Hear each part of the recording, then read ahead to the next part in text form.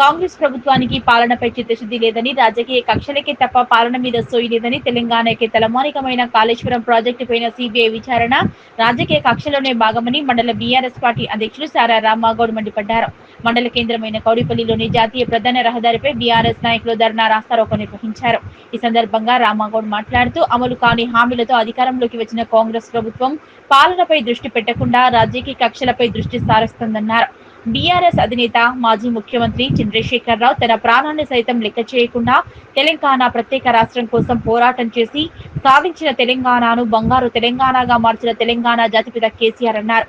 తెలంగాణ సస్యశ్యామలం కోసం అహర్నిశలు వెచ్చించి కాళేశ్వరం ప్రాజెక్టును కట్టిస్తే నేడు ముఖ్యమంత్రి రేవంత్ రెడ్డి జీర్ణించుకోలేక అసత్య ప్రచారాలను లేవదీసి సిబిఐ విచారణ జరిపించడం సిగ్గుచేటన్నారు. కనీసం రైతులకు యూరియా అందించలేని స్థితిలో కాంగ్రెస్ ప్రభుత్వం అసమర్థ పాలన కొనసాగిస్తోందన్నారు. కాంగ్రెస్ ప్రభుత్వం రాజకీయ కక్షలను వదిలి ప్రజాపాలనపై దృష్టి సారించాలన్నారు. కాంగ్రెస్ టాటాకు చెప్పులకు భయపడే ప్రసక్తే లేదని, ఉద్యమ పార్టీ బీఆర్ఎస్ తగిన జవాబు చెప్తామని ఆయన హెచ్చరించారు. బీఆర్ఎస్ పార్టీపై అసత్య ఆరోపణలు మాని ప్రజలకు ఇచ్చిన 6 గ్యారంటీలను వెంటనే అమలు చేయాలని డిమాండ్ చేశారు. ఇచ్చిన హామీలను తుంగలు తొక్కి రోజుకో నాటకం ఆడుతున్న కాంగ్రెస్ ప్రభుత్వానికి ప్రజలు తగిన గుణపాఠం చెప్తారని ఆయన జోసెన్ తెలిపారు. ఈ కార్యక్రమంలో జిల్లా నాయకులు చిలుముల దుర్గారెడ్డి, అల్మాయిపేట ఎల్లం, బాన్సువాడ మహిపాల్ రెడ్డి, నాయకులు రాజు నాయక్, కౌడిపల్లి గ్రామ అధ్యక్షులు బీసా పురుషోత్తం, ఉపాధ్యక్షులు సంగప్ప, యూత్ అధ్యక్షులు మంగళపర్తి సందీప్, నాయకులు కొండరెడ్డి, సత్తయ్య, కుత్బుద్దీన్, మాణిక్యారెడ్డి, లక్ష్మణ్, ఆంజనేయులు, ప్రతాప్ గౌడ్, రవి, సాగర్, మల్లేష్, అనిల్, యాదవ్, శ్రీనివాస్, వెంకయ్య, వివిధ గ్రామాల నుంచి భారీగా తరలివచ్చిన నాయకులు, కార్యకర్తలు తదితరులు పాల్గొన్నారు.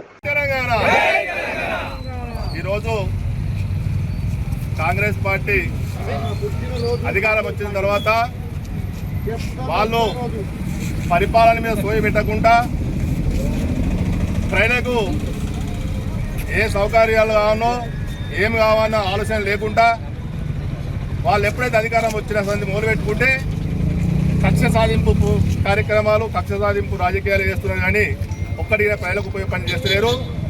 ఈరోజు 2014 కన్నా ముందు తెలంగాణ ప్రాంతాన్ని ఆంధ్ర ప్రాంతం సీఎంలై వెనుక పడేసి తెలంగాణ ప్రజలను ఎన్నో ఇబ్బంది పెడితే ఆ ఘోషను చూడలేక మన కేసీఆర్ గారు ఈరోజు 14 సంవత్సరాలు పోరాడి తెలంగాణ రాష్ట్రం తెచ్చిన ఓ తెలంగాణ గాంధీ. అటువంటి వ్యక్తిని ఈ కాంగ్రెస్ పార్టీ వాళ్ళు కాళేశ్వరం ప్రాజెక్టుతోని తెలంగాణ ప్రాంతానికి సస్యశ్యామలం చేసే విధంగా నీళ్ళ సప్లై చేస్తే